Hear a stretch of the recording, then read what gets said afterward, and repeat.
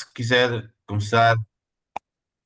Bem, então, muito boa tarde. Hoje vamos ter aqui uma sessão um bocado diferente do habitual, porque vamos abordar um tema que é um tema atual, mas portanto, que está um pouco em linha com aquilo que são algumas das preocupações que nós temos discutido no nosso grupo. Como sabem, o tema da sociedade aberta é um tema absolutamente atual e tem muito a ver com a evolução mais recente do ponto de vista da nossa sociedade e também da geoestratégia internacional. Karl Popper, que é um conhecido politólogo, escreveu há alguns anos um conhecido livro, A Sociedade Aberta e os Seus Inimigos, e, portanto, no fundo, a partir daí, gerou-se todo um grande diálogo à volta do tema.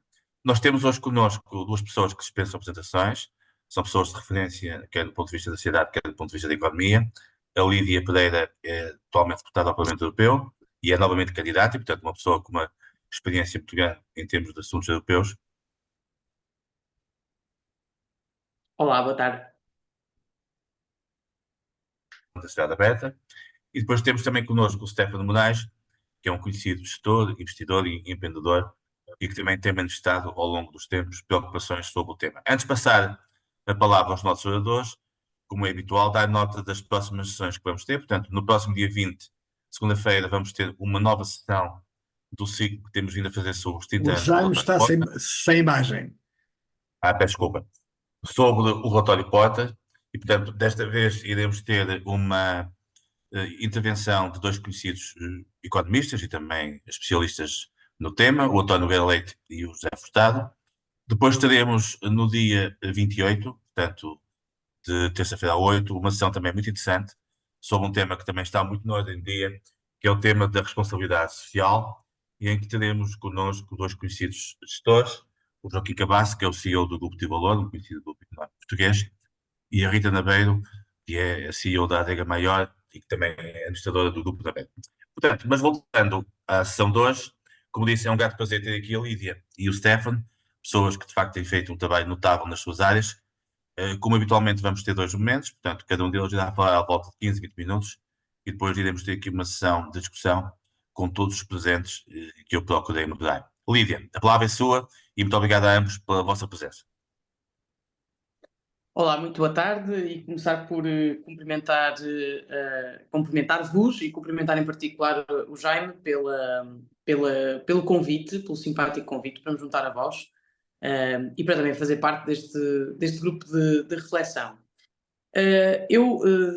Sendo deputado ao Parlamento Europeu desde 2019 e tendo funções como presidente da Juventude do Partido Popular Europeu, mais recentemente vice-presidente do grupo e chefe da delegação do PSD no Parlamento, parece-me útil para esta reflexão partilhar convosco um pouco daquilo que foram as minhas experiências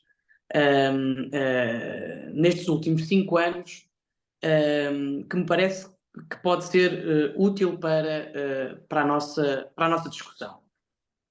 E talvez começar pelo contexto político que desde 2019 tem marcado a agenda política europeia e que depois também transpira esse funcionamento para o espectro nacional. Não imediatamente, mas é um processo que vai acontecendo. O que é que eu quero dizer com isto? Eu tenho verificado ao longo dos anos que o discurso político e o diálogo estão mais difíceis, porque por um dos motivos tem que ver com o facto dos grupos políticos moderados, dos partidos políticos moderados terem nas suas franjas ou estarem a serem condicionados pelas franjas mais radicais, em algumas vezes, à esquerda e à direita. Por outro lado, nós estamos hoje num contexto de informação e de partilha de informação totalmente diferente daquele que conhecíamos há 10, 20 ou 30 anos atrás. Estamos numa sociedade mais complexa. Se pensarmos, por exemplo, e eu tenho trabalhado em particular nos temas de ambiente e economia, mas se pensarmos que há 100 anos não se falava sobre alterações climáticas, hoje em dia é uma das componentes no espaço público, na agenda política, e, portanto, têm acontecido alguns fenómenos que têm dificultado o funcionamento das democracias. e, em particular, o funcionamento do Parlamento Europeu, porque a capacidade de diálogo, de certa forma, se tem desvanecendo. E uma das coisas que se tornou muito clara para mim ao longo deste tempo foi que, de facto, não podemos achar que para encontrarmos o compromisso dentro do diálogo, que apenas uma das partes tem que ir ao encontro da outra. Portanto, tem que haver cedências de parte a parte, e eu sempre olhei para o Parlamento Europeu como a casa do compromisso. Infelizmente, em algumas matérias que eu consigo identificar com relativa facilidade, seja na área de ambiente ou de economia, mas em particular, por exemplo, na área da fiscalidade, houve sempre um grande condicionamento do lado mais à esquerda do Parlamento Europeu, e que pura e simplesmente não acomodava ou não acomodou aquilo que eram as prioridades e as linhas vermelhas dos grupos do centro-direita. Isso levou a várias coisas. Uma delas foram as rejeições de parlamentos, de relatórios em plenário. E estou a partilhar isto convosco porque começa a ouvir-se agora no espaço mediático português que tem que haver um compromisso com o diálogo dos partidos moderados. Mas para isso acontecer é preciso que os partidos moderados, de facto, tenham primeiro façam essa autoavaliação e tenham esse entendimento, e que depois, de facto, se sentem à mesa e consigam executar ou dialogar. Mas, infelizmente, continua a existir uma certa, ou instituiu-se nas várias sociedades europeias, uma certa desconfiança. E essa desconfiança trouxe distância, e essa distância, de facto, não estimula o diálogo. Portanto, esta era uma das reflexões que tinha para vos trazer, porque há depois, enfim, na sociedade civil, movimentos que, com algumas agendas políticas, que acabam por capturar também esta capacidade de diálogo que deve existir em primeira instância pelos partidos moderados. E trago-vos este assunto porque estamos agora numa pré-campanha. Na próxima semana começará a campanha oficial das eleições europeias, e já existe um certo medo, um certo papão com aquilo que será a composição do Parlamento Europeu. Mas eu, de facto, não vejo que as coisas tenham que ser interpretadas com esse receio e com esse medo, porque as circunstâncias e o contexto político é muito diferente, como eu vos dizia, de há 10 ou 20 anos atrás, o que significa que nós ainda temos que perceber se estes fenómenos populistas que ganham escala se são meramente conjunturais ou se são estruturais. No caso de serem estruturais, estamos então a lidar com um contexto mais permanente no tempo e que obriga a um ajustamento dos partidos políticos, e em particular aqui está a importância e a prioridade dos partidos políticos moderados, sobre a Europa, os pró-europeístas, definirem uma agenda conjunta, não esvaziando as suas diferenças ideológicas, mas encontrando as respostas no compromisso. Portanto, a meu ver, esta é uma das grandes questões que será eventualmente respondida a partir do dia 9 de junho, mas para a qual eu tenho tentado apelar alguma calma, não é? Nós não podemos, de repente, achar que a União Europeia vai parar porque há um reforço eventual de movimentos mais conservadores que têm uma ideia de Europa diferente daquela que tem sido prosseguida nas últimas décadas. Temos é que encontrar, novamente, esse espaço para o diálogo, não esquecendo, e esta foi outra das experiências que foi muitas vezes interessante, curiosa, nestes 5 anos, não esquecendo aquilo que leva a um representante, ou quais é que são as prioridades de um representante com funções políticas, como um eurodeputado, como um deputado, como um presidente de Câmara. Eu digo muitas vezes que, e não é clichê, é a minha forma de estar na vida e na política. A política é servir. E, portanto, eu sirvo o meu país, o meu partido, a União Europeia, enfim, sirvo a minha comunidade, E não me esqueço do propósito que levou à minha eleição e porque é que eu estou a fazer e porque é que eu sou ou estou como deputada neste período da minha vida. E digo isto porque há pouco falávamos de uma certa radicalização dos partidos moderados por via das franjas mais radicais dentro dos grupos políticos e, de facto, houve um certo resvalo para agendas que muitas vezes perdem de vista as grandes prioridades das maiorias. E estou a dizer isto com evidente cuidado, porque sou absolutamente defensora da importância e da integração e da proteção das minorias, mas de facto há algumas agendas políticas na sociedade civil que acabam por levar a um certo condicionamento do espaço de diálogo e que depois se traduz nesta dificuldade e nesta distância entre os partidos moderados num eventual entendimento.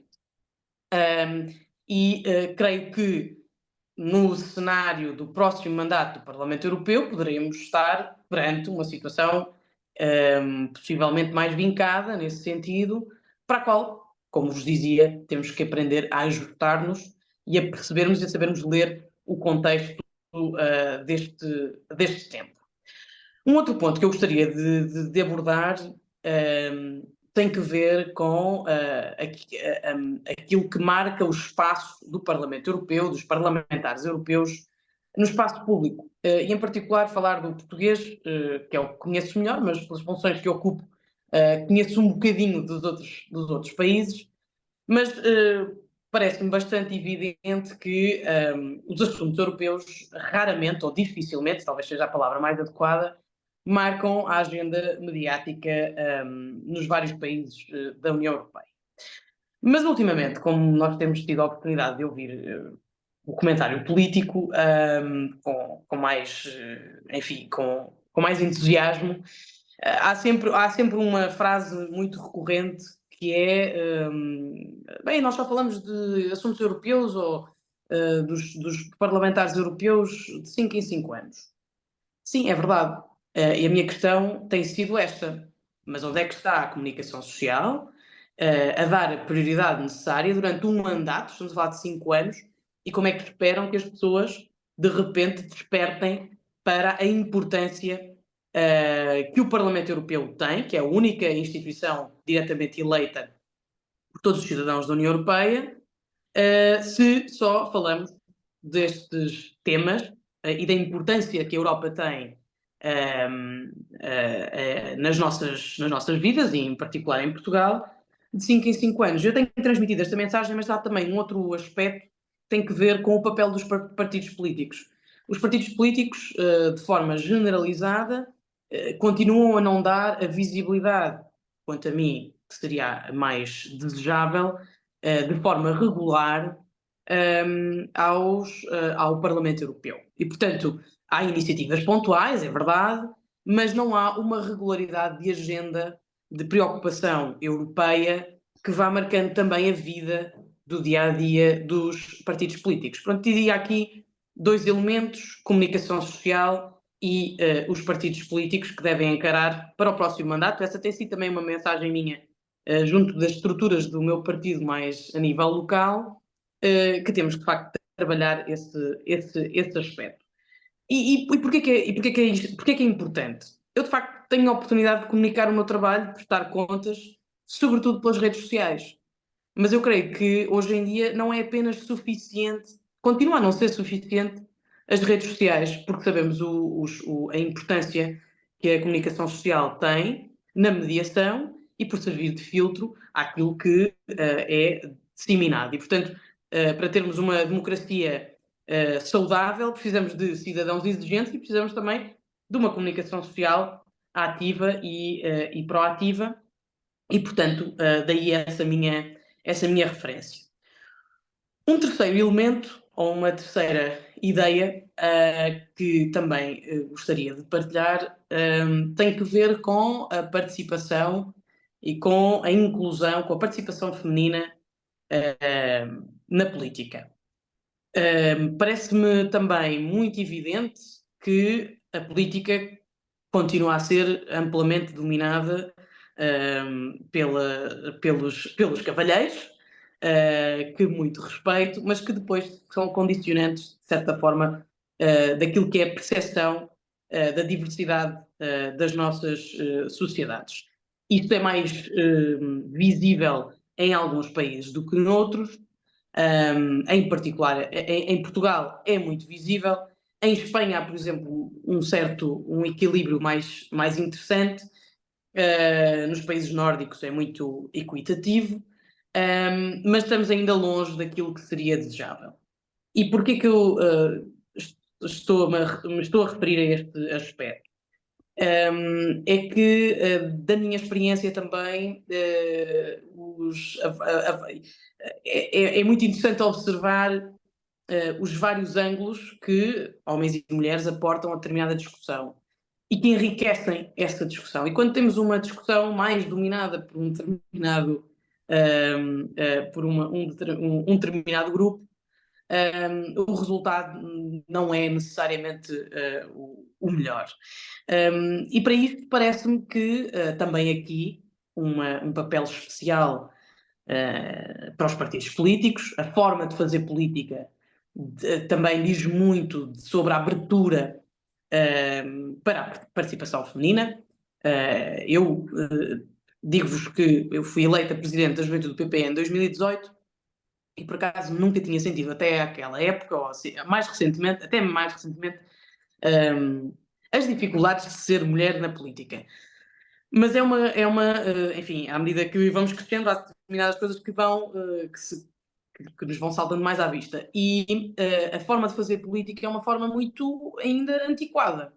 Antiquada no sentido de fazer as reuniões da conselhia à noite.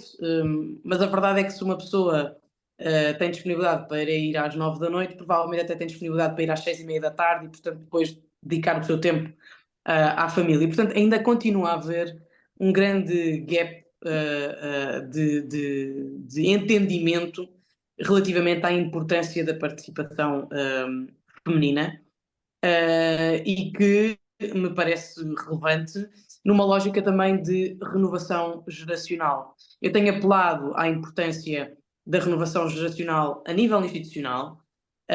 Precisamos enfim, dos grupos mais jovens, que normalmente mais disponíveis para os riscos, que estejam a assumir funções, e eu creio que esta juventude combinada com a experiência também traz resultados mais interessantes. Eu digo isto por experiência própria, fui a mais nova durante muito tempo, não só no meu grupo político, mas também na delegação do PSD, e posso testemunhar que, de facto, as várias perspectivas deram sempre resultado a políticas públicas de maior qualidade. E, portanto, dar estes três elementos que, quanto a mim, me parecem, são talvez temas que não estejam tanto na agenda, mas que eu acho que também, enfim, são muitas vezes na minha cabeça, nos meus pensamentos, e que me parece que são fundamentais para nós termos sociedades mais inclusivas, mais abertas e mais modernas e mais preparadas para enfrentar os desafios não só do presente, mas do futuro, desde a inteligência artificial à transição ecológica, e portanto acho que temos todos mais a ganhar se conseguirmos, dentro do diálogo, dentro do compromisso, mas também com abertura à inclusão. Muito obrigada. Muito bem. Lídia, excelente introdução, com aquilo que é uma experiência muito concreta a nível europeu. E agora passo de imediato ao Stefano, depois temos aqui uma discussão com os nossos presentes. E muito obrigado, Stefano, também pela oportunidade. Tá bem? Não, eu é que agradeço e ouvi com muita atenção. Obrigado, Jaime, e obrigado, Lídia, e fico contente de saber. Enfim, vocês verão que eu vou dizer coisas totalmente diferentes. Portanto, vou abordar o tema de uma forma totalmente diferente, o que é sempre ótimo para gerar outros pensamentos e a tal diversidade que a Lídia falava. Esta questão da sociedade aberta, para mim, quando eu penso sobre isto, penso muito em três pilares. Um pilar é, digamos, uma sociedade aberta em termos económicos, portanto, o comércio livre, a livre circulação de bens e serviços. Depois há a questão da livre movimentação de pessoas, que é obviamente uma questão muito cara hoje em dia na União Europeia, mas um bocadinho por todo o mundo. E por último e mais importante de tudo isto, a liberdade do pensamento e da livre expressão, que é um tema também que está muito em voga, por estar claramente sob ataque de várias maneiras. E, portanto, é nesses 3 domínios que eu queria fazer aqui a minha pequena intervenção, para depois ouvir também as vossas ideias. Eu vou um bocadinho antes, em termos de história. Eu tenho um background de consultadoria, banca de investimento, empresarial como gestor e depois como investidor profissional, já há mais de 10 anos, e tive a oportunidade de viver em 4 continentes e em 10 países nos últimos 30 anos.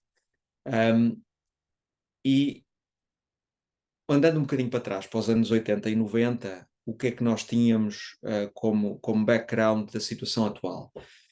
Tínhamos essencialmente uma economia americana em boom, fruto de uma grande desregulação que aconteceu nos anos 80 e depois nos anos 90, portanto um Ocidente, digamos, liderado pelos Estados Unidos em franco desenvolvimento económico, portanto, um Ocidente liberal, uma União Europeia em alargamento e em construção do mercado único, que está longe de estar acabado, mas que nesses anos 80 e 90 teve a sua expressão mais forte em termos de positivismo e de esperança para o Ocidente, em conjunto com o papel dos Estados Unidos, e ao mesmo tempo, nas outras grandes regiões e grandes potências mundiais, tínhamos a China no início de um processo de abertura também, nomeadamente económico, portanto, com a introdução do capitalismo de Estado e depois do capitalismo de forma geral, embora se chame o Partido Comunista, na realidade é um Estado bastante capitalista.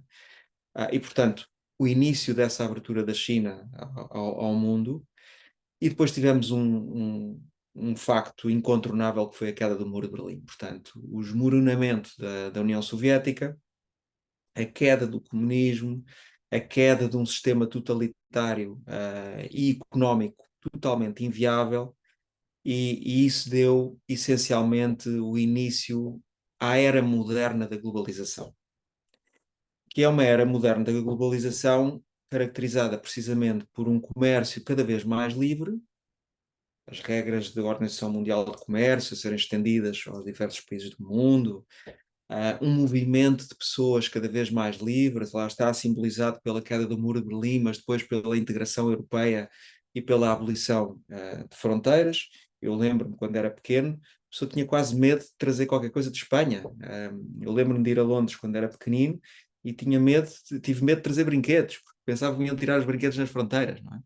E, portanto, basicamente, esse movimento de pessoas cada vez mais livre veio também acompanhado por um pensamento e um discurso cada vez mais livre. À medida que fomos tendo mais democracias no mundo, uma União Europeia mais integrada, os valores ocidentais, digamos, a serem cada vez mais, estarem mais em voga, uma diplomacia económica que a isso também levou, porque, por exemplo, comecei por trabalhar em consultoras inglesas, e o que o Banco Mundial fazia e outras instituições multilaterais era dizer: olha, nós providenciamos fundos, mas vocês liberalizam as vossas economias, introduzem o setor privado, aumentam digamos, a eficiência das vossas empresas estatais e por aí fora. E, portanto, havia uma vaga de esperança no mundo que se traduzia numa sensação de paz real e ambicionada, precisamente porque a Guerra Fria acabou, ou pensava-se que tinha acabado. E, portanto, os anos 80 e 90 foram anos com as suas turbulências naturais, com algumas crises e por aí fora, mas foram anos de preparação da franca expansão da globalização. E isso foram anos realmente que agora muita gente tem saudades, porque as coisas parecia que estavam a correr bem, até em Portugal as coisas parecia que estavam a correr mais ou menos bem nessa altura. Nós depois chegamos aos anos 2000 e depois mais na década seguinte, em 2010, e temos algumas alterações a começarem a ocorrer. Número 1, a China entra na Organização Mundial de Comércio e começa a ser a fábrica do mundo. E isso foi uma alteração gigante a nível, o início de uma alteração gigante a nível digamos, do que era o equilíbrio económico e industrial a nível mundial. E depois temos também o início de uma série de crises financeiras e económicas, a maior das quais a Global Financial Crisis de 2007-2009, que já foi fruto dos excessos, digamos, de liberalização e desregulamentação das décadas anteriores. Não só disso, mas em grande parte também disso. Isso vai ter depois consequências que eu já vou depois passar a indicar. Esta deslocalização da produção para mercados emergentes teve um efeito tectónico a nível mundial, nomeadamente nos países ocidentais, que costumavam ser os grandes produtores mundiais de tudo, exceto, digamos, das commodities, mas a produção de coisas estava concentrada, em grande parte, na Europa e nos Estados Unidos. E deixou de ser assim. E, portanto, nos anos 2000, 2010 e por aí fora, essa deslocalização, que foi vista como a globalização, realmente retirou 1 bilhão de pessoas da pobreza. E, portanto, foi um movimento incrível de transformação à escala mundial. Claro que também, nesse período de 10, 20 anos, tivemos a emergência do terrorismo, tivemos a emergência de várias guerras regionais, como já não se via na Europa e no mundo há algum tempo, apesar de que nos anos 90, obviamente, houve a questão também do Iraque, houve a questão da Bósnia, houve outras crises, mas os acontecimentos do 11 de setembro e outros subsequentes foram traumatizantes. Foram traumatizantes porque, em particular, colocaram culturas contra culturas. Cristianismo e o extremismo muçulmano e islâmico. E isso foi, de certa forma, algo novo e que inquietou as pessoas. E originou também, ou aumentou exponencialmente, a imigração, que já era algo que, obviamente, aconteceu, sempre houve imigração, obviamente, em todo o mundo, em todas as épocas, desde o início da humanidade, mas a verdade é que muitos destes fatores, por um lado, o crescimento económico dos Estados Unidos e da Europa e a segurança aparente, as guerras no Médio Oriente e no Norte da África, o chegar do terrorismo, a instabilidade de alguns governos em mercados emergentes e a falta de crescimento em África e em alguns outros países, na América Central e por aí fora, levou a uma imigração massiva, que já tinha começado com a descolonização e que seguiu e que aumentou brutalmente. E por último lugar, estes últimos 25 anos foram de uma enorme revolução tecnológica, ou seja, o aparecimento da internet e depois das redes sociais e a democratização do acesso à informação levou a transformações de comportamento social que ainda hoje não se compreendem totalmente. Mas que, com tudo do bom que trouxeram, e eu sou investidor em tecnologia, portanto a minha vida é investir em startups e já participámos em 6 unicórnios na última década.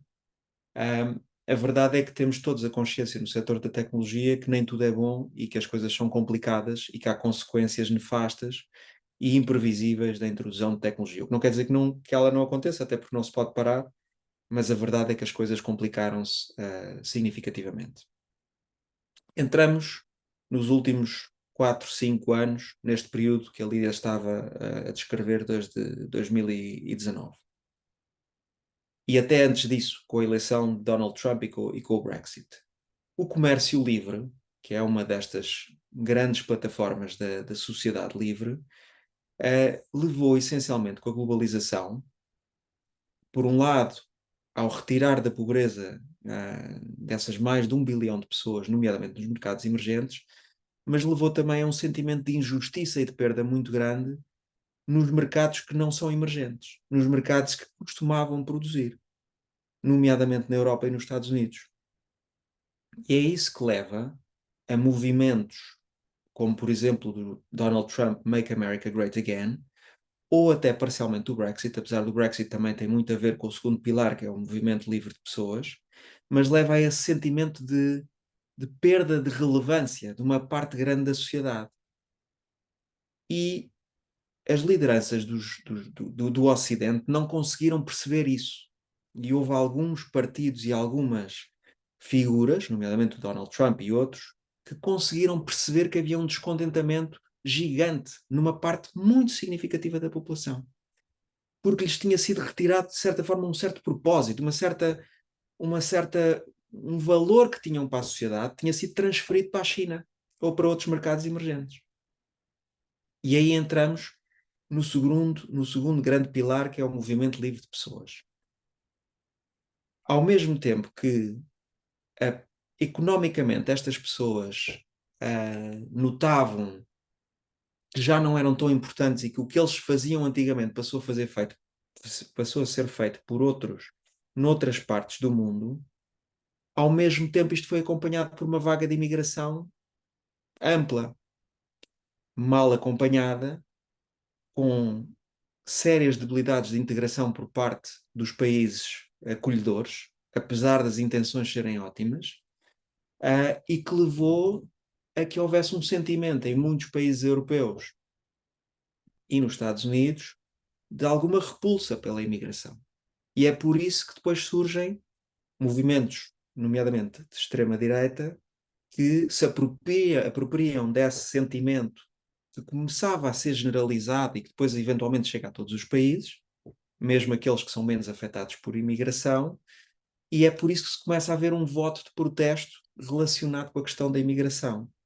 É claro que todos nós, como humanistas, percebemos que devemos acolher e receber da melhor forma outros seres humanos, mas a verdade é que também todos nós sabemos de forma prática que isso tem que ser feito de uma forma sustentável e que tem que ser feito com regras, porque senão também não é bom para as pessoas que acolhemos. E, portanto, o falhanço, de certa forma, em acomodar a transição industrial de uma parte do mundo para a outra, conjugado com o falhanço de acomodar a transição de pessoas de uns continentes para os outros, leva realmente a fenómenos como o Brexit, e fenómenos como o crescimento generalizado da extrema-direita e do protesto, dos votos de protesto, já não só na extrema-esquerda, que está associado a outros temas que eu já vou passar, mas depois a temas económicos e realmente de acolhimento de pessoas diferentes, digamos. E entramos aqui no último, digamos, pilar de uma sociedade livre e aberta, que é um movimento, aliás, a liberdade de pensamento e a liberdade de expressão. E eu aqui queria ir um bocadinho antes na história também, para dar algum contexto de que quando houve o debacle da União Soviética, e até já antes, quando isso estava a ser, digamos, previsto pelas elites marxistas nos anos 70 e 80, gerou-se um debate que hoje em dia é amplamente estudado e documentado cientificamente, entre as elites, digamos, da extrema-esquerda, tanto na Europa como na União Soviética, mas um pouco por todo o mundo, que se centrava no seguinte: a guerra económica está perdida com o Ocidente, como é que nós vamos reconquistar o coração das pessoas e a atenção das pessoas? Portanto, como é que vamos recentrar o debate de forma a que, tendo em conta que não ganhamos o debate económico, porque claramente o sistema capitalista ganhou a guerra económica face ao sistema comunista e, digamos, de extrema-esquerda socialista, temos que encontrar uma nova estratégia para recomeçar a guerra. E a forma como isso foi feito, em grande parte, foi com a introdução dos debates identitários, que têm alguma origem, obviamente, nos movimentos absolutamente legítimos dos anos 70, 60, 70, desde os movimentos relacionados, obviamente, com desigualdades raciais, como desigualdades de género, ou de direitos e orientações sexuais ou religiosos ou outros, mas que foi visto como uma forma aproveitado de ganhar o coração das pessoas, de forma a que a esquerda, a extrema-esquerda em particular, pudesse voltar a ter um papel central no sistema político de todo o mundo e em particular do Ocidente, onde o tinha perdido claramente com Ronald Reagan, com Margaret Thatcher, com o fim do Muro de Berlim, com a liberalização e a integração, digamos, económica que se estava a assistir naqueles anos. E, portanto, o que aconteceu foi que, com o passar dos anos, os temas identitários foram sendo colocados na agenda mediática e das instituições de ensino de uma forma muitíssimo vincada, precisamente com esse propósito. É claro que, quando surgiram as redes sociais e a internet, essas vozes extremas, sejam de direita ou de esquerda, todas as vozes extremas e todas as vozes em geral passaram a ter um impacto muito, muito, muito maior. E o que acontece é que, naturalmente, as vozes moderadas, se está tudo mais ou menos bem, não se manifestam, e as vozes extremas, sejam de que lado forem, gritam muito mais alto. E influenciam e tentam influenciar de forma muito mais veemente a sociedade em que vivemos. E porquê é que eu falo desta questão das questões identitárias, que em muitos casos hoje em dia são perfeitamente mainstream, e que em muitos casos está tudo bem, mas em alguns casos não está tudo bem e tem um efeito nefasto na sociedade em termos de liberdade de expressão. Conto-vos um episódio, quando eu estava a fazer o meu MBA em Harvard nos anos 2000, 2002, já aí havia que ter algum cuidado na forma como as pessoas se expressavam dentro da universidade, porque isso poderia ser mal interpretado por alguns grupos minoritários, e na altura estávamos na altura do politically correct. Portanto, era difícil já nos Estados Unidos, há 20 anos atrás, tinha que se ter cuidado com o que se dizia. Portanto, já de si era, de certa forma, um limite à liberdade de expressão. Mas, enfim, todos temos que ter em consideração que não devemos dizer coisas fora de tom, mal educadas ou insultuosas para com outras pessoas. E, portanto, de certa forma, isso está tudo bem. O problema foi que nos últimos 10 anos surgiu digamos, uma derivação muito mais perigosa, que é a cultura do cancelamento. A cultura do cancelamento faz este ano 10 anos, surgiu mais ou menos penso que foi em 2014, também já está a ser amplamente estudada, e não sei se as pessoas têm noção, mas nos últimos, creio, 10 anos foram expulsos das universidades americanas mais professores do que em toda a história americana, por dizerem coisas tão simples como: à nascença, de forma geral, um bebê tem um sexo biológico. E, portanto, já houve uma professora de Harvard que foi expulsa da universidade por dizer: não, desculpe, cientificamente é assim, depois se as pessoas quiserem mudar, estão no seu direito e por aí fora. E, portanto, já não se pode sequer dizer uma verdade científica, sem ser atacado. Eu poderia dar muitos outros exemplos, mas não os vou dar, senão ainda me atacam a mim. E, portanto, também não quero que isso aconteça. Mas esta parte da liberdade de pensamento e liberdade de expressão preocupa-me muito, porque depois de haver um constrangimento, passamos a uma proibição da forma como podemos falar, eventualmente a uma ilegalização da forma como podemos falar, por medo de repercussões que são muito reais já no mundo hoje em dia, de carreira, de perspectiva e até legais. Nos Estados Unidos estamos já numa fase, digamos, de loucura total do que é que se pode e não se pode dizer antes que a pessoa vá parar quase à cadeia.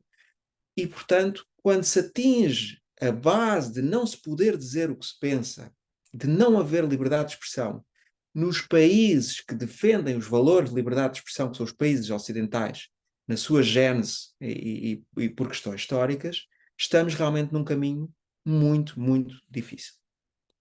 E, portanto, o que é que acontece?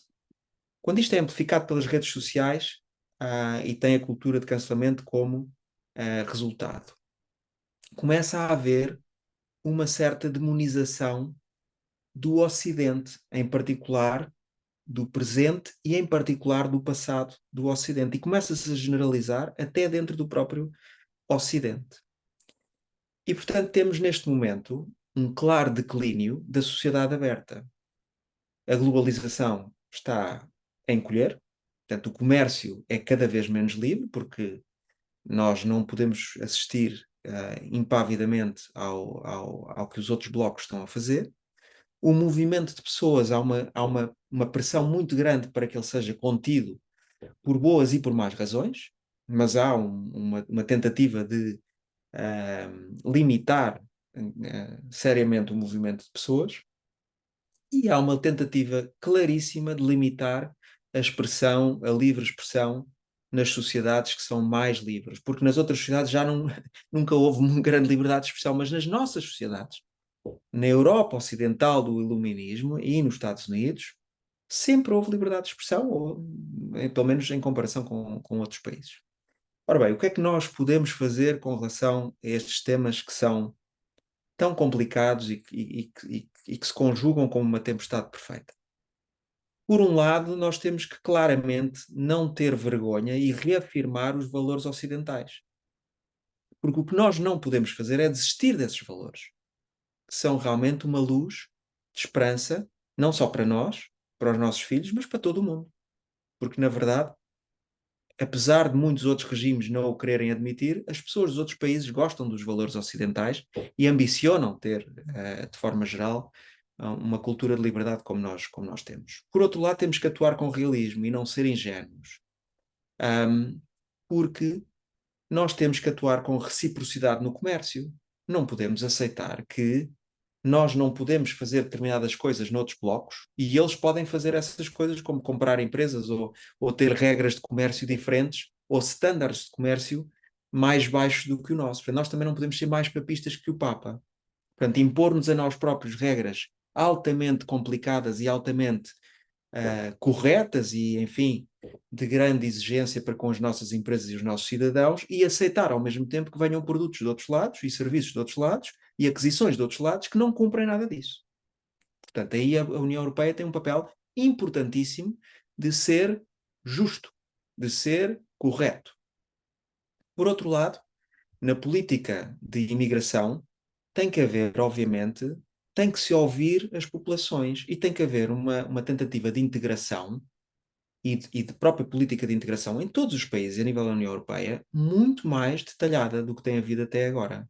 Porque senão, obviamente, os movimentos extremos continuarão a ouvir a maioria da população, porque isto não é uma minoria da população que pensa assim, é uma maioria da população, mesmo as pessoas moderadas têm preocupações com relação à integração de pessoas que são por vezes muito diferentes, e nós não podemos continuar a ignorar. Os partidos moderados não podem ignorar e têm que retirar essa bandeira dos extremos e aplicar regras novas com moderação. Por outro lado, obviamente temos que ter uma política militar muito mais assertiva. Os momentos em que vivemos, infelizmente, apresentam-se muito parecidos aos que foram anteriores à Segunda Guerra Mundial, em que uma parte da Europa estava convencida que os agressores nunca iam dar o primeiro tiro, mas a verdade é que o primeiro tiro já aconteceu.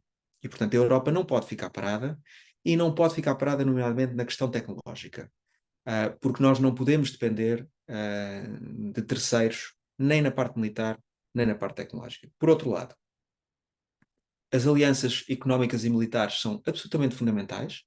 Os Estados Unidos, com ou sem Donald Trump, serão, em princípio, sempre os nossos maiores aliados. Podem ser mais ou podem ser menos, mas é com quem nós temos mais pontos em comum e, portanto, temos que cultivar essas alianças e também com todos os países emergentes possíveis, antes que eles passem para o outro lado, porque a verdade é que nós já vemos e notamos, e eu noto isso em várias dimensões, nós estamos aqui numa espécie de somos nós, o Ocidente, contra os outros todos. E isso vê-se em muitas dimensões económicas, políticas, na ONU, nos chats do WhatsApp, ou seja, há realmente uma divisão muito grande neste momento e, portanto, nós temos que conquistar também alguns dos outros para o nosso lado. Portanto, é o tempo da Realpolitik, é um tempo de não baixar os braços em termos de valores, mas é um tempo de ser realista, ouvir a população europeia e americana neste caso e fazer as alianças certas, porque o ataque à democracia e à liberdade de expressão é sem quartéis. E nós não temos muito tempo para inverter a cultura do cancelamento, garantir a liberdade dos mídias, garantir que não há indoctrinação excessiva nas redes sociais, nas escolas e ataques sistemáticos ao sistema democrático dentro da própria Europa. E isso implica realmente que as pessoas moderadas e razoáveis não fiquem caladas. Os políticos moderados e razoáveis também não fiquem calados. E, portanto, era nestes 3 domínios que eu queria deixar esta mensagem. Muito obrigado. Muito bem. Tivemos aqui uma belíssima intervenção também do Stefan. E eu agora ia passar à discussão e talvez desafiava o Dr. Zé Roquete para um primeiro comentário, com a sua vasta visão e experiência. Não estamos a ouvir, Dr. Zé Roquete. Tenho que pôr o som, desculpe. Muito bem, já estamos Antes a de ouvir. mais, boa tarde a todos. E estou um bocadinho, digamos, desconfortável, porque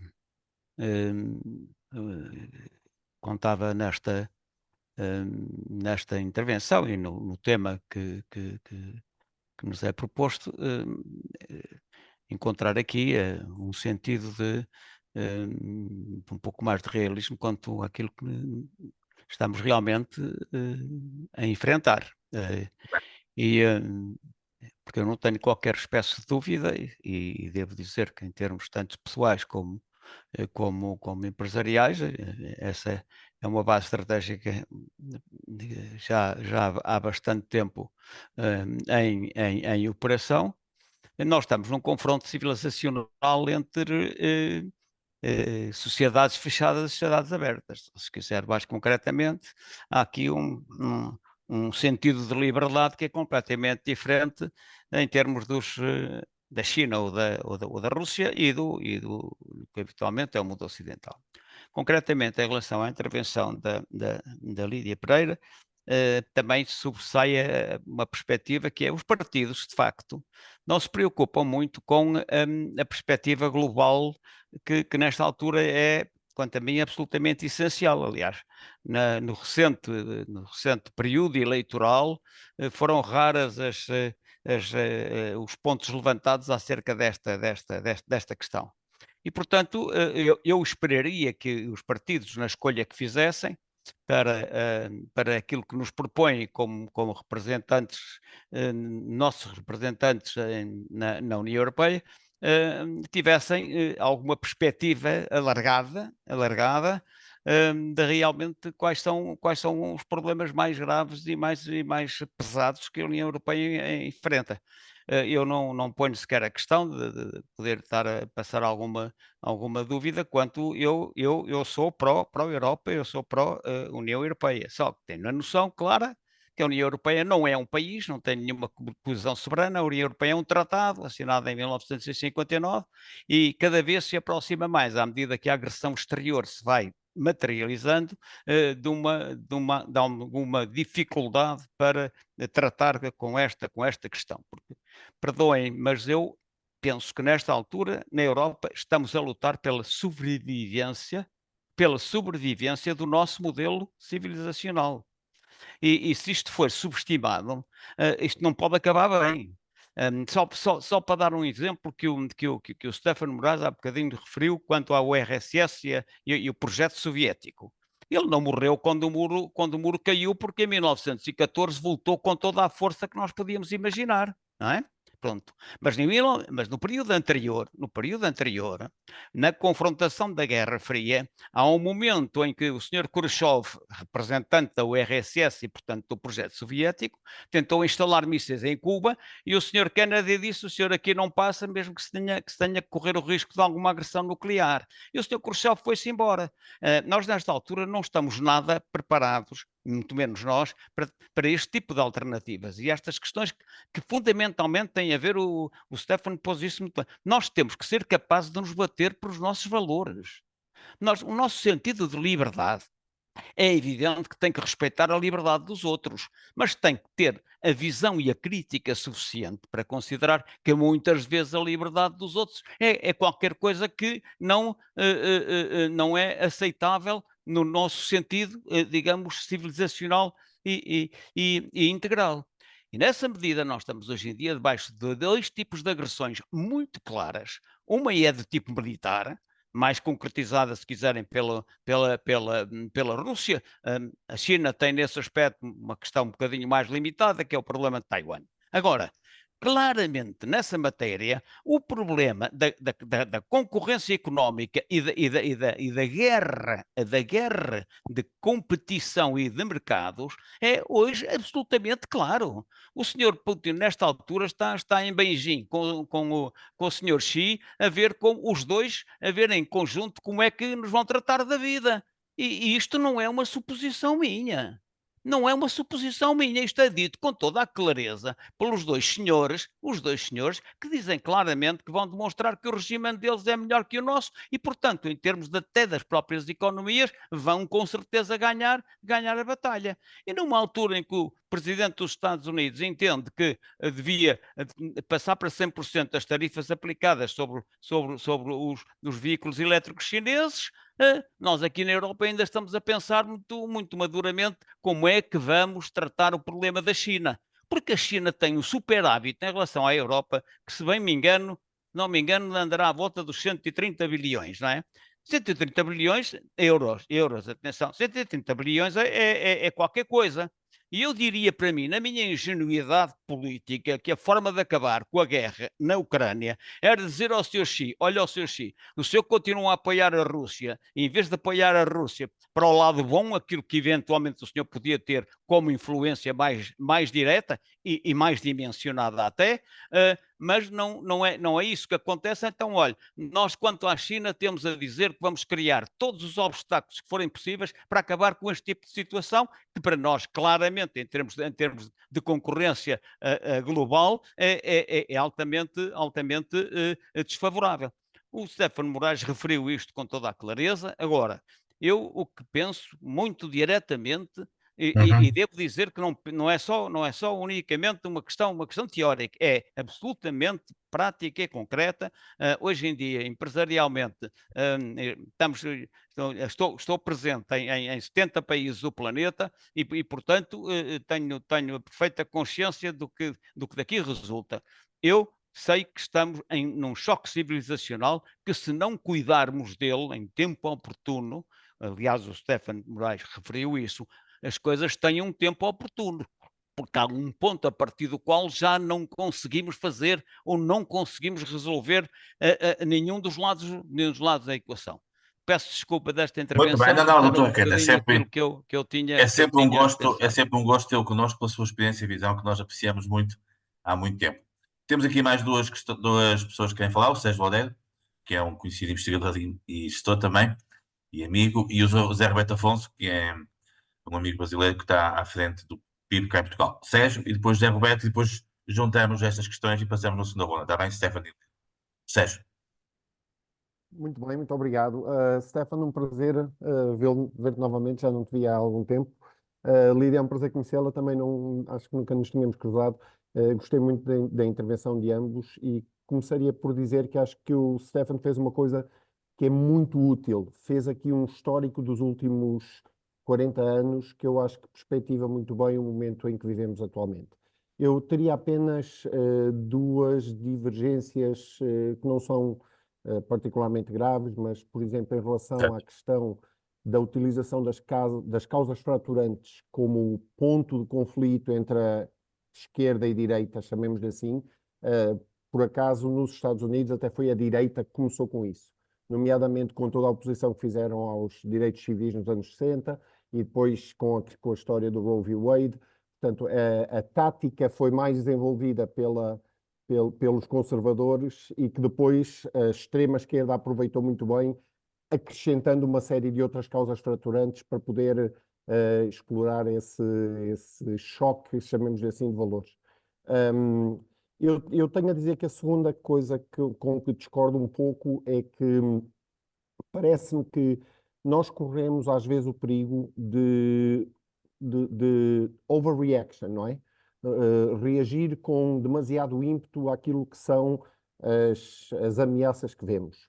Eu percebo que há situações que são perturbadoras porque vêm abalar alguns dos conceitos que nos últimos 20, 30 anos nós assumimos, que não havia guerras, que estávamos numa sociedade de prosperidade e paz e de repente começamos a ver tudo isto a tremer, mas eu diria que temos de ter algum cuidado para não confundir os ecos com a origem do ruído. Eu acho que o centro moderado ainda continua a ser largamente maioritário.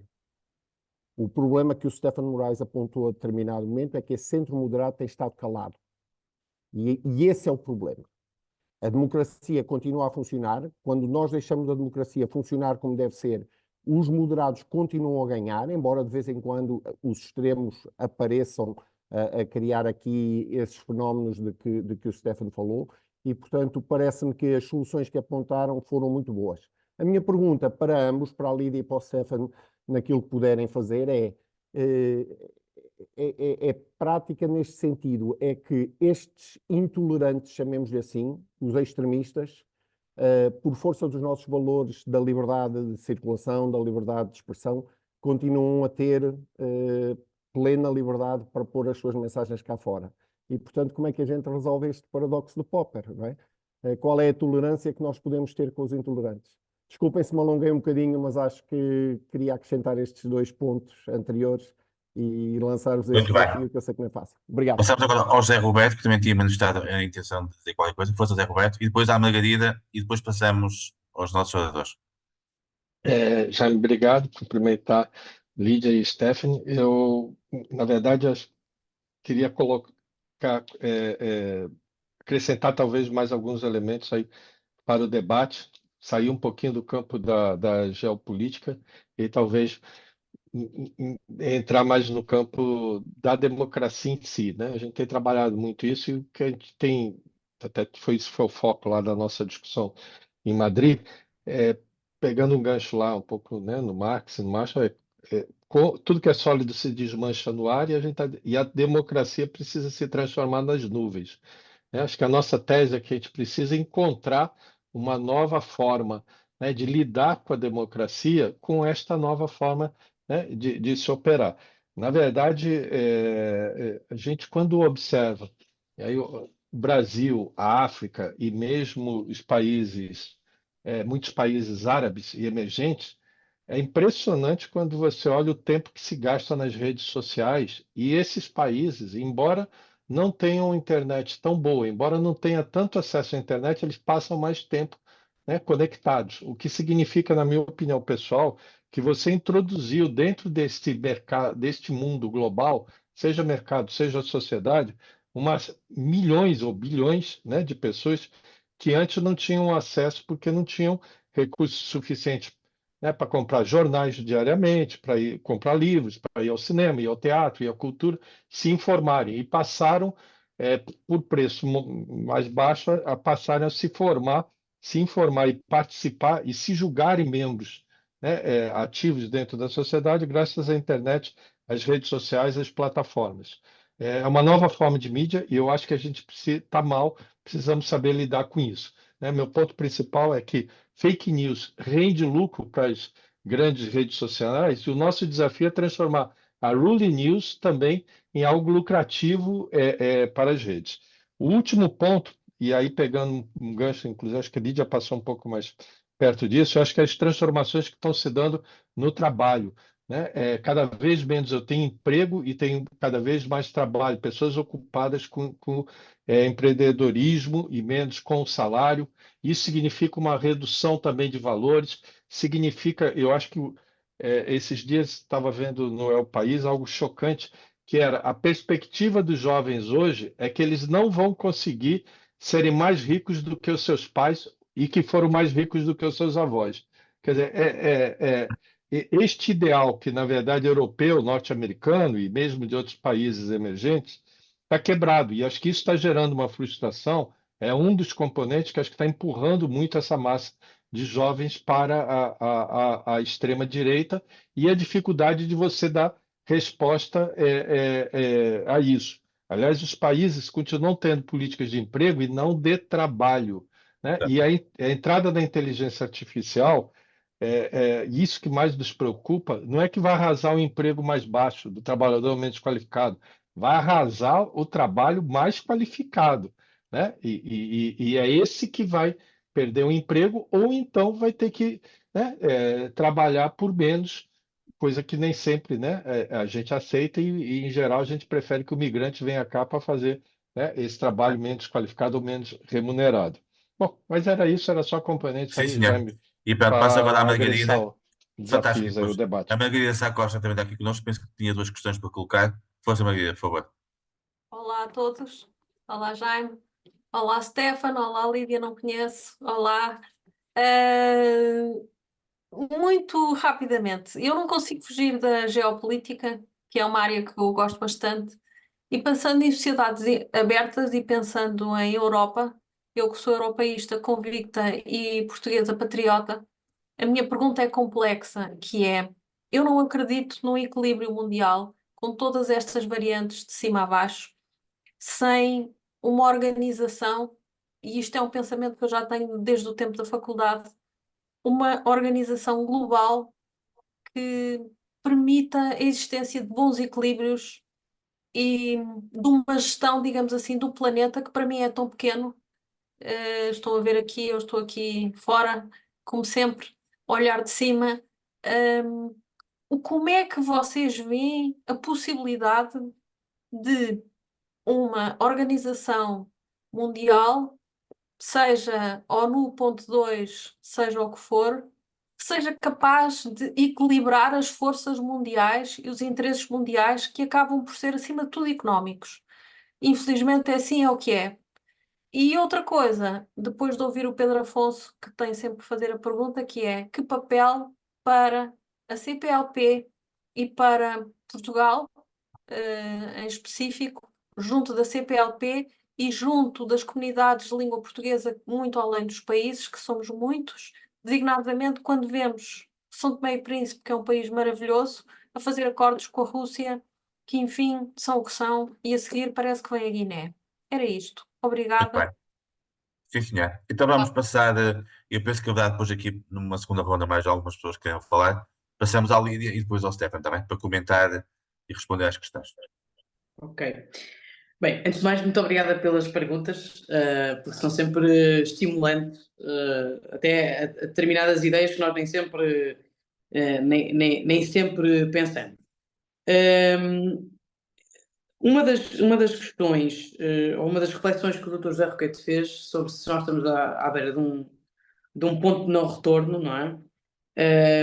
Eu vou dar aqui um exemplo de uma coisa que também, de certa forma, vai ao encontro da pergunta do José Afonso, penso eu, que tem a ver também com a intolerância. Há cerca de 2 anos, na,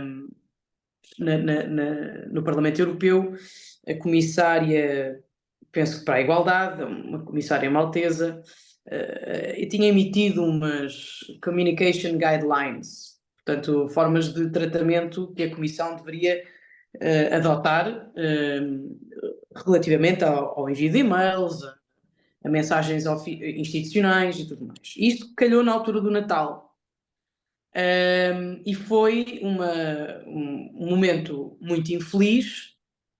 Porquê? Porque essas guidelines continham sugestões do género de se abandonar a utilização da expressão Dear Sir or Madam, porque poderia ser encarada como ofensiva, e teria que ser, a forma de tratamento teria que ser Dear Colleague. E como estávamos na altura do Natal, não podíamos dizer, não se poderia desejar Feliz Natal, Merry Christmas, teria que ser Happy Festivities.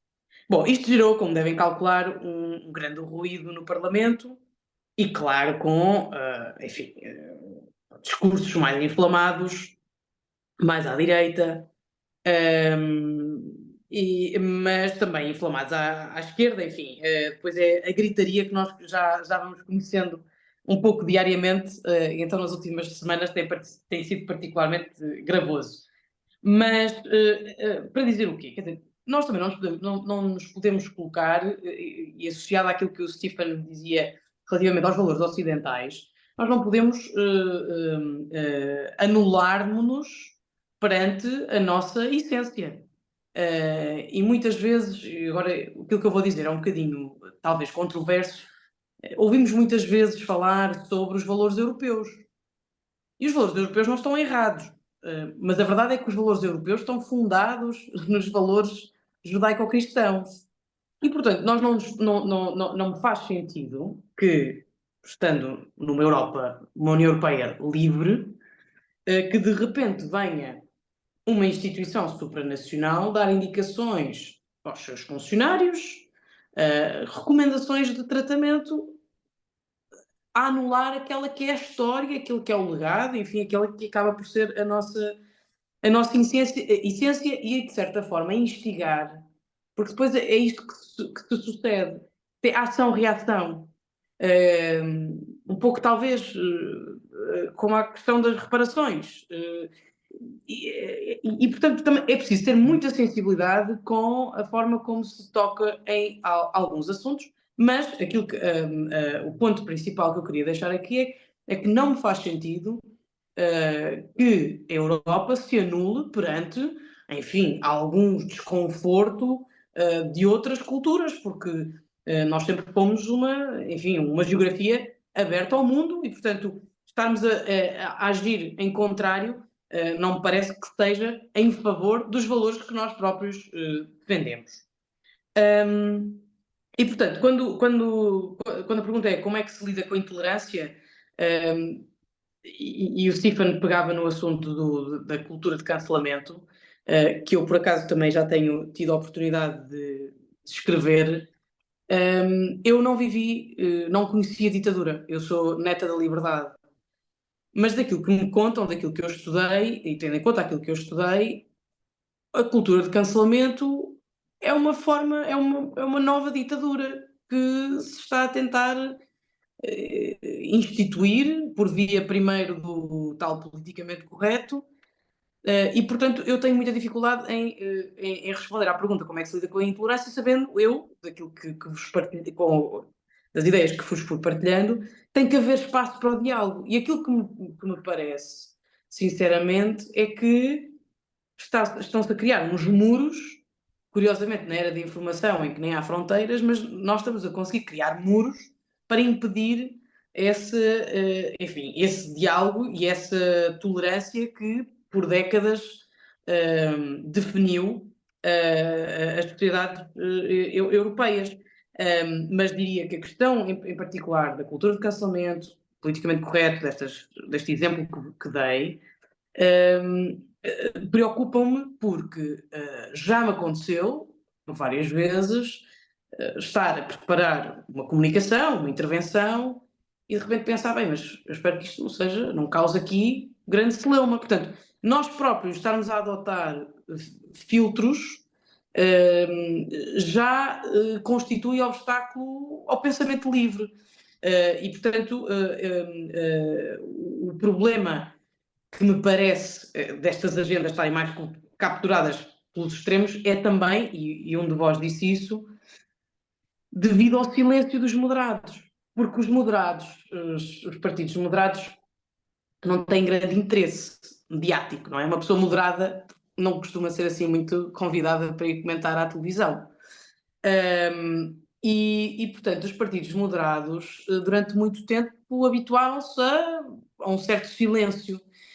E como não há espaços vazios, esse silêncio foi sendo ocupado, enfim, pelas franjas mais radicais. Mas eu diria que uma das lessons learned, acho, é de facto, os partidos moderados não se podem furtar a emitirem as suas opiniões e a trazerem razoabilidade ao debate extremado como conhecemos. Depois, aqui a questão acerca da geopolítica e da nova ONU e o papel da CPLP. Bom, eu tenho alguma, também digo, dificuldade em antever. É óbvio, e todos nós sabemos isso, que a ordem mundial está a reconfigurar-se. Estamos a passar um processo de reconfiguração da ordem mundial. Os alinhamentos estratégicos entre a China e a Rússia, a viragem dos Estados Unidos mais para o Pacífico, a África que continua, enfim, da maneira que vamos sabendo. A ONU a passar novamente por provações. Mas parece-me talvez muito cedo para anteciparmos uma ONU 2.0, estando esta ordem mundial em transformação. Eu também não consigo antecipar quando é que esta situação se estabilizará, mas creio que, enfim, teremos que. Faz-me sentido essa ideia, não sei em que moldes é que pode ser desenhada, porque isso depois vai ter que ver com a forma como os países se vão finalmente posicionar. E por último, sobre a questão da CPLP, preocupa-me muito, não é só a Guiné, acerca dos acordos com a Rússia. Cabo Verde, segundo consta, também pode estar em vias da assinatura de um acordo com a Rússia. Preocupa-me muito e, portanto, acho que também obriga a uma nova reflexão do papel de Portugal na gestão destes processos internos da CPLP, porque, apesar de tudo, a língua continua a ser, a língua e a cultura e a história continuam a ser aqui grandes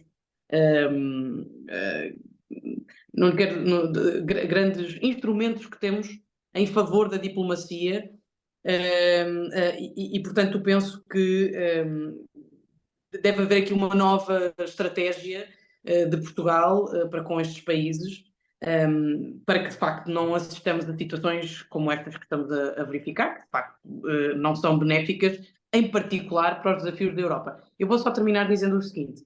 Esta questão dos países da CPLP e de possíveis acordos com a Rússia é particularmente sensível porque as pessoas, isto não tem marcado, continua-se a falar muito na guerra da Ucrânia, mas eu acho que isto ainda não está assente nas cabeças de todas as pessoas que nós temos de facto uma guerra na Europa. Só não temos uma guerra dentro das fronteiras da União Europeia, mas temos uma guerra na Europa. E, portanto, isso constitui uma grande ameaça, há uma grande imprevisibilidade acerca de até onde é que esta guerra pode ir, mas acho que já temos dados suficientes para perceber que, possivelmente, se esta guerra não terminar e se continuar a haver um avanço da Rússia, isso pode constituir, eventualmente, maior insegurança e instabilidade dos países dentro das fronteiras da União Europeia. E, por isso, parece-me necessário essa nova estratégia de Portugal, juntamente com os países da CPLP, para reforçar a diplomacia, que depois tem impactos a nível internacional, como nós estamos a ver. Muito bem, passamos ao Stefano então. Muito bem. Muito bem, muito obrigado e começo por dizer que estou totalmente de acordo com os comentários da Lídia nas diferentes dimensões. Vou tentar acrescentar aqui 2 ou 3 coisinhas. O José Roquete falou de confronto civilizacional. Não há dúvida, ou seja, e eu acho que se nós não virmos isso dessa forma, estamos-nos a enganar. Infelizmente, tal como eu referi, a vasta maioria das elites dos outros blocos, digamos, não está alinhada com a Europa, nem com os Estados Unidos. Está alinhada contra a Europa e contra os Estados Unidos, de forma... Portanto, não são só as lideranças políticas, são as lideranças económicas, são as elites dos países. Depois o resto dos cidadãos, enfim, só querem sobreviver de certa forma e não morrerem à fome ou não serem mortos e levarem as suas vidas da melhor maneira possível. Mas as elites económicas e políticas dos outros países realmente não estão alinhadas connosco e nós devemos ser inteligentes na forma como e realistas na forma como abordamos esta questão. Depois o Sérgio falou realmente desta questão do paradoxo dos intolerantes. Como é que nós vamos tolerar os intolerantes? Não é fácil. Voltamos aqui aos nossos valores. Há uma questão de reciprocidade. Ou seja, nós temos que também, mais uma vez, mesmo em matérias de costumes, se nós não podemos fazer algumas coisas noutras geografias, sinceramente também acho que devíamos questionar porque é que aqui se pode fazer tudo e mais alguma coisa, até chegarmos a pôr em causa o facto de podermos dizer Feliz Natal. Eu sempre fui profundamente contra isso. Nos e-mails das minhas empresas onde trabalhei, eu sempre disse Feliz Natal. É a minha cultura. Acho que não, eu também não me importo que as outras pessoas digam feliz qualquer outra coisa da cultura delas, eu não fico ofendido. E, portanto, acho que não devemos desistir da nossa própria cultura. Há um domínio legal desta questão, em que nós temos que ter cuidado de não libertar, de não coartar a liberdade de expressão dos outros também, não é? Portanto, por um lado, mas depois também portanto, isso tem mais a ver com regulação, e a Europa até é muito boa em regulação, aliás, deve ser a única coisa que realmente somos muito bons em regular, e portanto devemos tentar fazer isso, regular esta questão de forma a que não haja abusos de nenhuma das partes e que haja efetivamente uma liberdade de expressão e uma liberdade, enfim, nos diferentes domínios. Mas não é uma coisa fácil. Acho que a regulação passa muito por influenciar e obrigar a que as plataformas digitais tenham um policiamento sério com relação à liberdade de expressão, mas também com relação aos abusos de liberdade de expressão e às ilegalidades que são ditas e feitas nessas plataformas, e nós não podemos contar com os Estados Unidos para esse policiamento, porque os Estados Unidos dá realmente uma primazia muito maior, digamos, ao domínio económico face à proteção dos direitos dos consumidores e dos cidadãos e por aí fora, e portanto tem que ser a Europa a liderar em termos de regulação, contra a qual eu luto muito em outros domínios, mas neste caso realmente é importante que a regulação europeia seja eficiente e determinante. Depois, o José Roberto Afonso falou das fake news, ou seja, isto é um bocadinho o mesmo tema, não é? Não é tanto os incentivos para eu penso que disse real news, não é? Portanto, em vez de ser fake, ser real. Mas é obrigar que as plataformas que existem se comportem de maneira adequada. Já avançámos muito, agora temos novos desafios relacionados com a inteligência artificial, ou seja, os fake news agora são muito mais potentes porque qualquer um de nós, um motor de inteligência artificial pode nos pôr a qualquer um de nós a dizer as maiores barbaridades e as pessoas vão acreditar que é o Stefan Moraes ou que é a Lídia ou que é algum de nós a dizer aquela barbaridade. Portanto, é gravíssimo o que está a acontecer. Portanto, nós temos que continuar a investir em tecnologia que combata essas novas formas de fake news, e ao mesmo tempo falou das transformações no trabalho e melhorar as perspectivas económicas dos jovens. Bom, aí é um tema muitíssimo profundo, que tem a ver com a tal perda de sentimento e de capacidade económica que se vê nos Estados Unidos, mas que se vê muito mais na Europa. Note-se que, apesar de tudo, os Estados Unidos, aqui há 20 anos atrás, nós éramos a Europa, não é Portugal, mas a Europa era mais ou menos um par dos Estados Unidos, e hoje em dia eles estão a léguas de distância. O rendimento per capita dos Estados Unidos neste momento, creio que anda nos cerca de $70.000, e na Europa a média anda nos 45 ou 50. Portanto, estamos a falar de uma distância gigantesca. Os americanos são muito mais ricos do que nós. Isso vê-se quando a pessoa vai aos Estados Unidos, é tudo caríssimo, enfim.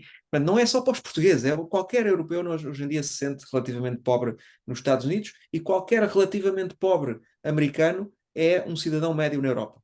Portanto, realmente os Estados Unidos aí estão muito melhor, e isso tem a ver com ser uma sociedade que, apesar das desigualdades, oferece muito mais oportunidades às pessoas que trabalham e que se esforçam do que na Europa. Também porque nós realmente não completamos a questão do mercado único nas mais diversas dimensões, e é um trabalho que a União Europeia tem dificuldade em fazer por causa das regras de funcionamento europeia, mas que nos está a prejudicar imenso em termos de dinamismo económico. Depois a Margarida falou nesta questão da ONU 2.0, equilibrar interesses. É muito difícil, eu estou com a Lídia, ou seja, nós não estamos ainda na fase de criar nenhuma organização supranacional. Acho que nós estamos na fase de guerrilha. E na fase de guerrilha é fazer exatamente o que a Rússia faz, que é a Europa, e neste caso Portugal, devia ir ter com a Guiné, devia ir ter com Cabo Verde, portanto, temos que ter uma assertividade muito maior a nível económico, Porque só há duas coisas que funcionam com os outros países. Não é dizer-lhes, olha, vamos ser bem comportados. Não. É dizer, olha, aqui está o benefício económico que vocês vão ter por se alinharem connosco. Só funciona assim. Não há mais nenhum outro... Não vale a pena apelar às pessoas, olha, repare, os russos invadiram a Ucrânia, são maus. Isso não funciona. Ninguém quer saber disso, exceto os europeus. Portanto, nós temos que ter uma proposta económica para esses países que seja mais vantajosa, económica e militar, que seja mais vantajosa do que a proposta da China e da Rússia. Só isso é que funciona. É dinheiro, basicamente. Dinheiro e segurança. E, portanto, se eles nos oferecerem mais coisas e nós não oferecermos, eles vão assinar com quem seja. Isto é como aos jogadores de futebol. Assina-se pelo clube que for. Nem que seja ir para a Arábia Saudita. Se pagam mais, é o que é. E, portanto, eu penso que estamos num momento de ser muitíssimo pragmáticos, e de atuarmos no campo mundial. Mas para isso a Europa também tem que ter uma voz muito mais unida, que não tem neste momento. Muito bem. Pronto, nós estamos quase na 7h30, que isto prolongava-se pela noite toda, mas tenho aqui mais duas ou três pessoas que estavam a fazer um comentário e vamos dar essa oportunidade, se os oradores não se importarem. Luís Neves, quer fazer algum comentário, alguma breve questão? Jaime, eu vou ser muito breve, vou fazer aqui, pronto, dar o meu ponto de vista e começo por perguntar como é que nós queremos ser europeus se não debatemos a Europa. Nós não debatemos a Europa. Acho que foi o Dr. José Roquete que disse, ou alguém disse, nas nossas recentes eleições ninguém falou da Europa. E, portanto, se nós não debatermos a Europa, não vamos a lado nenhum e não conseguimos ser europeus. Eu acho que nós temos na Europa uma política errática de uma enorme dependência que se tem vindo a agravar ao longo dos anos e temos uma questão que é fundamental, que temos uma falta de liderança tremenda e divisão. Digamos, se nós olharmos para aquilo que era a Europa há uns anos atrás, pronto, eu estou-me aqui a comprar um bocadinho ao Dr. Zé Roquete, já tenho 70 bem medidos. Se olhar para trás, lembro, digamos, da liderança de Jacques Delors, não tem nada a ver com aquilo que nós temos hoje na Europa. Mas eu gostava de, digamos, e quanto à questão europeia, digamos, fico-me por aqui. Eu gostava mais de falar na perspectiva global e reforçar aqui o papel da tecnologia e quem controla a tecnologia. Hoje, o digital, já falámos nisto noutros debates, continua a avançar à velocidade da luz, mas o digital está nas mãos de alguns, de grandes empresas multinacionais, e tudo isto está a levar cada vez mais a um mundo muito, muito dividido e muito desigual, e, portanto, essa desigualdade depois explica muitos fenómenos que estão a acontecer no mundo. Portanto, nós não podemos fechar os olhos a essas questões. Depois temos aqui uma questão fundamental de grandes implicações, que são as questões climáticas, que nós continuamos a empurrar com a barriga para a frente e não estamos a dar resposta àquilo que é necessidade. Vimos agora aquilo que se passou no Brasil como exemplo. Depois temos a questão dos direitos humanos. Nós não podemos ter uma posição dual relativamente aos direitos humanos. Portanto, não podemos fechar os olhos, não podemos criticar o que se passa na Ucrânia e depois fechar os olhos àquilo que se passa a Israel e na Palestina. Portanto, digamos, toda esta dualidade leva a uma descrença tremenda na sociedade e depois dá origem a tudo. Digamos, isto são grandes fenómenos que estão à nossa volta, que resultam desta sociedade aberta em que nós vivemos, mas tudo isto depois tem consequências. E, portanto, eu penso que precisamos de uma grande reflexão. Eu estou de acordo com o Dr. José Roquete, nós estamos num confronto civilizacional tremendo.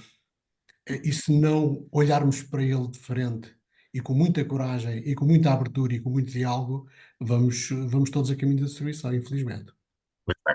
E para terminar, o João Palmeiro, pronto, que é um homem muito ligado também aos mídias e também à comunicação. João, penso que também quer fazer um pequeno comentário, uma questão, e depois passo ao É verdade. Eu primeiro queria dizer-vos que gostei muito e muito obrigado sempre por organizar estas coisas, de estarmos todos juntos, Jaime, de ter ouvido aqui falar de algumas matérias que é difícil abordarmos.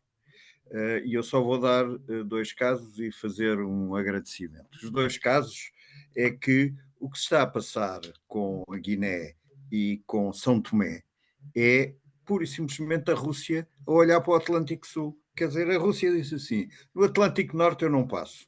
Os tipos andam sempre atrás de mim. Então, vamos fazer o Atlântico Sul, onde eles não ligam nenhuma. Estão lá os pobres dos portugueses, coitados, a ver se implementam a língua e a cultura, mas aquilo está livre. Mas isto não é novo.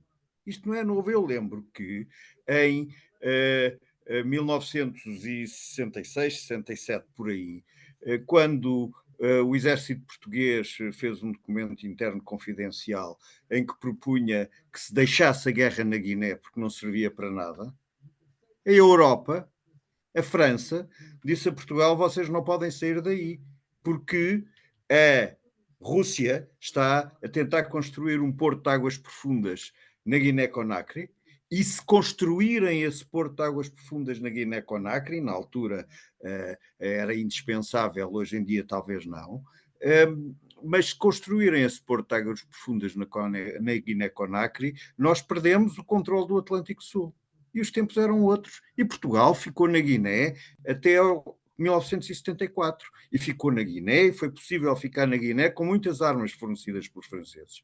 Portanto, e depois São Tomé, não se esqueçam que São Tomé foi, juntamente com Cabo Verde, mas mesmo assim Cabo Verde não tanto, foi um dos poucos territórios portugueses da África dessa altura em que não houve uma influência direta de Moscovo.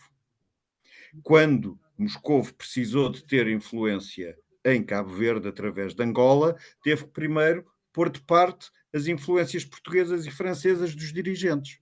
Portanto, eu acho que nós temos que analisar e temos um papel, como já foi aqui dito, único para tentar perceber se vamos abandonar o Atlântico Sul ou não vamos abandonar o Atlântico Sul. Mas é isto que está em causa.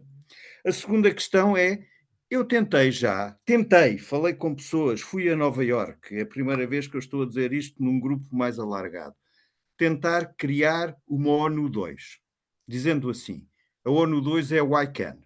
Só é possível constituir uma ONU 2 à volta do desenvolvimento digital.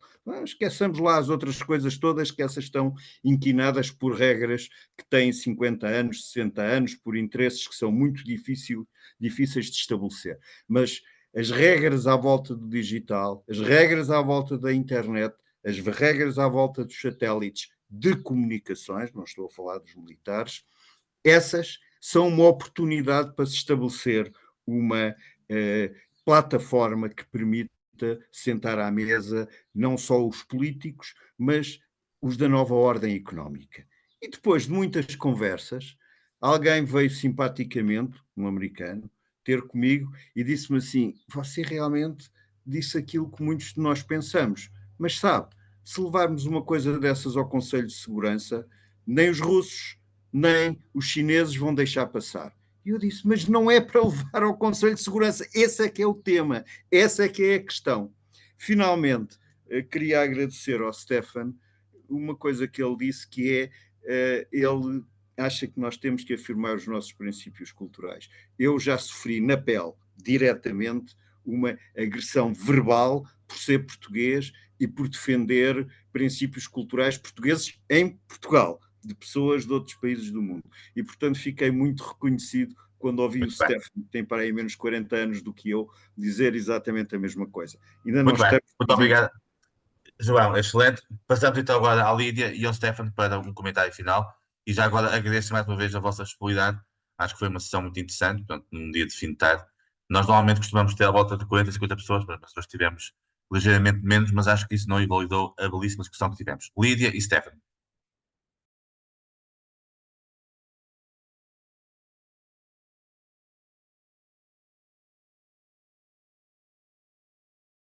Jaime, eu precisava de 30 segundos, pode ser? Sim. Lídia, não estávamos a ouvir, mas dou Zé Roquete e depois passamos à Lídia. Faz favor. Ora bem, são dois pontos. Eu estou perfeitamente consciente que uma política agressiva em relação à China é qualquer coisa de dificilmente suportável pela Alemanha.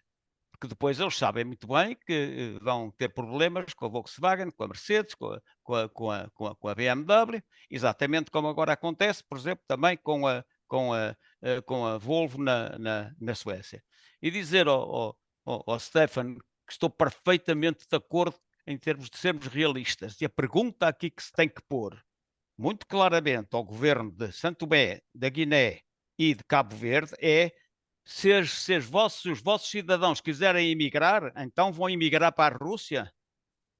Há coisas que são absolutamente fundamentais e estruturais que nós temos que utilizar, porque estamos claramente numa guerra profundamente instalada, não por nossa culpa. Nós não, aqui não fizemos rigorosamente nada. Eu, pelo menos, não sinto isso. Estamos, obviamente, a ser agredidos. Desculpem e uma boa noite para todos. Muito bem, sim, senhor. Muito obrigado, José Pedro, mais uma vez. Lídia e depois Stefan. Lídia, há um bocado não estávamos a ouvir. Eu tinha posto em mute, mas estava a dizer que Sim, senhor. estava a dizer ao Jaime por mensagem que estava a ser uma conversa super interessante e acho que ficávamos aqui largas horas a falar. Mas sobre estes dois pontos levantados pelo Luís Neves e pelo Zé Roquete, acerca do Atlântico Sul, ou melhor, acerca da Guiné, Cabo Verde e São Tomé. É de facto, eu dizia e quero reforçar, é muito, muito sensível aquilo que está a acontecer e nós só sabemos parte da história. Portanto, só sabemos parte daquilo que tem sido veiculado. Acredito que haja outro tipo de negociações e de diálogo que não é público, mas poderá ser grave. Mas isto também é um reflexo, e aqui era o que o Luís falava e bem, sobre a falta de liderança europeia. De facto, nós vemos de alguns anos para cá, em particular com a mudança na chancelaria alemã, que o eixo franco-alemão não está propriamente alinhado como no passado. Portanto, a ausência do chanceler alemão da cena política internacional, ou a sua aparição muito pontual e pouco vincada, leva a que Ursula von der Leyen assuma aqui uma certa liderança alemã europeia, mas que não é nem verdadeiramente alemã, nem é verdadeiramente europeia. E, portanto, nós deixámos de ter grandes líderes europeus verdadeiramente empenhados na causa europeia. Eu há dias fiz um comentário fiz um comentário público e volto a fazê-lo. O Presidente da República Francesa, Emmanuel Macron, é provavelmente dos piores líderes europeus da história recente da União Europeia. Advoga-se, acha-se pró-europeu, mas na verdade aquilo que aconteceu nos últimos anos foi sempre uma proteção dos interesses franceses e, portanto, isto também não é dignificante particularmente das lideranças, e em particular da liderança francesa, que tem aqui um peso brutal na gestão de todos os outros processos com os outros países. E, portanto, a questão de falta de líderes é também um ponto a assinalar, que tem sido, enfim, foi ocupada de certa forma durante a pandemia, se nós nos lembrarmos, por Ursula von der Leyen, que trouxe assim a responsabilidade da gestão, da coordenação da pandemia, mas depois, além disso, em matéria de política externa, continuamos a estar muito limitados. E um dos exemplos é o conflito no Médio Oriente.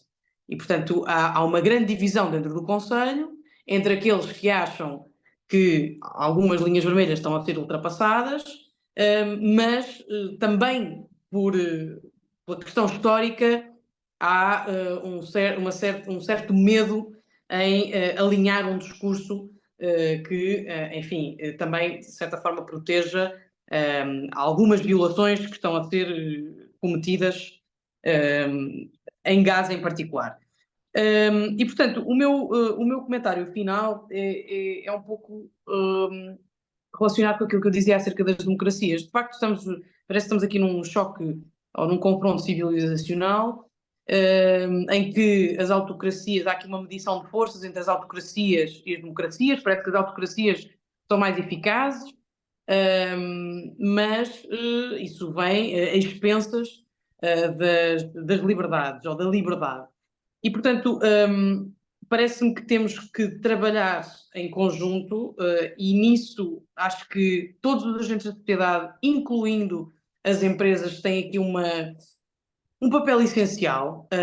Eu, na minha experiência enquanto eurodeputada, muitas vezes senti falta de ter, às vezes, um setor empresarial, estou a falar genericamente europeu, em algumas matérias, por exemplo, relacionadas com o ambiente, em que às vezes poderiam dar um respaldo diferente à tomada de posição de um ou outro grupo político. Não estou a dizer que tenha que ser especificamente ao meu, estou a falar nisto em termos gerais. Um exemplo, recentemente, o grupo Lufthansa começou a mudar os seus aviões para ter uma mensagem pró-europeia, a caminho das eleições europeias, a dizer Yes to Europe. Acho que, isto para dizer, as empresas têm aqui uma grande responsabilidade social em também advogar para termos democracias funcionais e para isso precisamos de cidadãos exigentes, precisamos também de empresas exigentes, e portanto eu acho que para nós conseguirmos uma democracia mais sólida e para depois navegarmos por todos os desafios que aqui falámos, em particular a inteligência artificial, a tecnologia e tudo mais, eu acho que há mesmo essa necessidade de reencontrarmos cada papel de cada agente na sociedade para garantirmos que a democracia, que não temos esta oposição entre as democracias e as autocracias, porque nós sabemos que a democracia, com os seus defeitos, é o melhor sistema que conhecemos. Portanto, era esta a minha Muito bem, mensagem Lídia, muito final e obrigado muito gosto pela em ter participado. disponibilidade e continuação de boa campanha também. Corre tudo bem. Precisamos, de Obrigada. facto, de uma Europa forte e precisamos de um país forte na Europa. Stefano, para terminar. Muito bem, para terminar e para que possamos todos então jantar e para não vos aborrecer mais. O Luís Neves falou aqui da questão da Europa e do não se debate a Europa e da falta de liderança, e a Lídia falou agora do Emmanuel Macron, que realmente não é um grande exemplo. A verdade é que eu acho que há um distanciamento muito grande entre os cidadãos e a Europa. A Comissão Europeia, por exemplo, não é um órgão eleito pelas pessoas e tem uma preponderância muito grande, e portanto o sistema de funcionamento é verdadeiramente muito burocrático. Quem está ou esteve em Bruxelas, e eu já tive muitas oportunidades de conhecer relativamente bem por dentro da máquina, se calhar não tanto obviamente como a Lídia, e é um bocadinho desconcertante. Ou seja, a forma como as coisas são feitas, a falta de representatividade, os interesses absolutamente nacionais acima dos da Europa, e já para não falar nos interesses pessoais dos próprios funcionários e das pessoas que estão envolvidas. É um bocadinho triste, e os processos não ajudam, e é por isso que nós não temos uma participação muito grande nas eleições europeias, e é por isso que depois também não temos uma voz única no papel mundial que deveríamos ter, mas temos todos que lutar para a melhoria do sistema que temos, porque mesmo assim é melhor do que não ter sistema nenhum ou não ter Europa. Uma pequena nota sobre a tecnologia e as questões climáticas.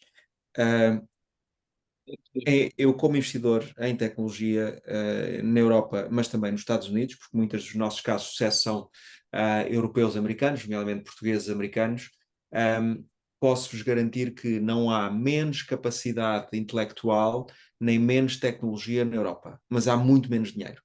Ou seja, nós temos muito menos dinheiro, os nossos mercados de capitais não funcionam, os nossos fundos de pensões não existem ou estão proibidos de investir em ativos como venture capital e, portanto, startups e por aí fora, e, portanto, nós temos uma desvantagem enorme face aos Estados Unidos e face à China, cujo dinheiro vem do Estado, obviamente, nessa desigualdade tecnológica que nos está a afetar de uma forma muito grave, e, portanto, a desigualdade não é só entre quem tem tecnologia, as pessoas, portanto, a literacia, digamos, digital, mas claramente uma desigualdade enorme entre a Europa e os outros blocos principais.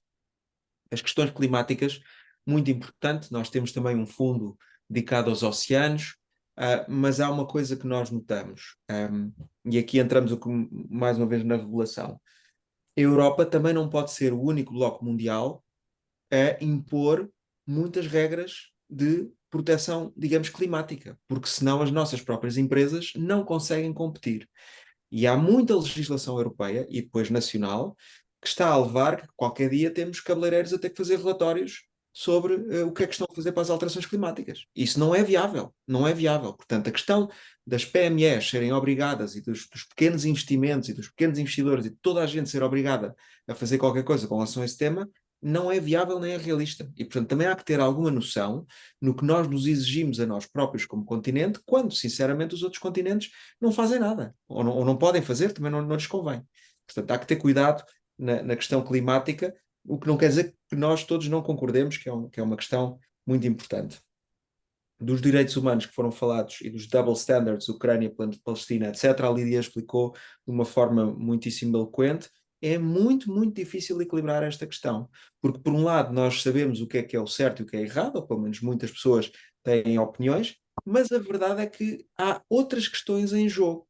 E, portanto, eu acho que aqui, neste momento, tem que imperar um pouco a realpolitik e, de certa forma, em bom português, dar uma no cravo e uma na ferradura, porque realmente, apesar de nós estamos num determinado lado da questão, como civilização europeia. E, portanto, não é fácil equilibrar e nós não temos uma visão única, nem uma liderança única. Finalmente, entrando na Guiné, São Tomé e por aí fora, mais uma vez, a assertividade que a Europa não tem e que Portugal não tem, nomeadamente económica, e eu tive a oportunidade de viver em Moçambique por 2 vezes na minha vida, e também na África do Sul, e já nessa altura, neste caso não era a Rússia, mas mais a China, tinha uma preponderância económica enorme, enorme, porque simplesmente chegam lá com soluções-chave na mão. Eles financiam o que for preciso, pagam a quem for preciso, põem as pessoas que forem precisas para tomarem controle geoestratégico e geopolítico destes países. E, portanto, ou nós fazemos alguma coisa parecida, ou então não vale a pena estarmos a enganar com acordos e CPLPs, e essa questão da imigração e outras são chaves mestras para acabar com o domínio da Rússia e da China nesses países. Mas há uma coisa, ou seja, as sanções da forma como têm sido feitas não funcionam, porque temos várias formas da Rússia e outros países escaparem a sanções, que é fazerem negócios com os outros países que também não estão de acordo connosco. Portanto, nós temos que ter uma maneira de fazer sanções indiretas. Indiretas é, se os senhores fizerem negócios com os nossos inimigos, não fazem negócios connosco. Agora, isso tem um custo muito elevado. E, portanto, nós temos que ter a capacidade económica para pagar esse custo, porque isto ao fim e ao cabo, voltamos à questão económica. Ou nós conseguimos compensar esses países para alinharem connosco e não alinharem do outro lado, ou então a nossa própria civilização está em causa. E, portanto, é uma questão realmente quase de vida ou de morte, mais cedo ou mais tarde.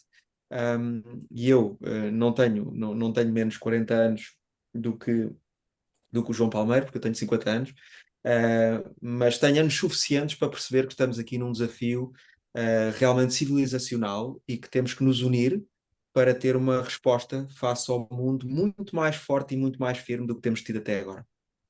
Muito Sem bem. Muito dúvida. obrigado, Lídia. Muito obrigado, Stefan. Muito obrigado a todos. Acho que foi uma belíssima sessão. A próxima sessão, para quem quiser, vai ser na segunda-feira, com o António Nogueira Leite e o José Furtado, e continuamos sempre em partilha. Boa semana para todos e muito obrigado, está bem? Obrigado a Boa noite, todos. boa noite para Parabéns. todos. Excelente. Boa noite para todos. Obrigado.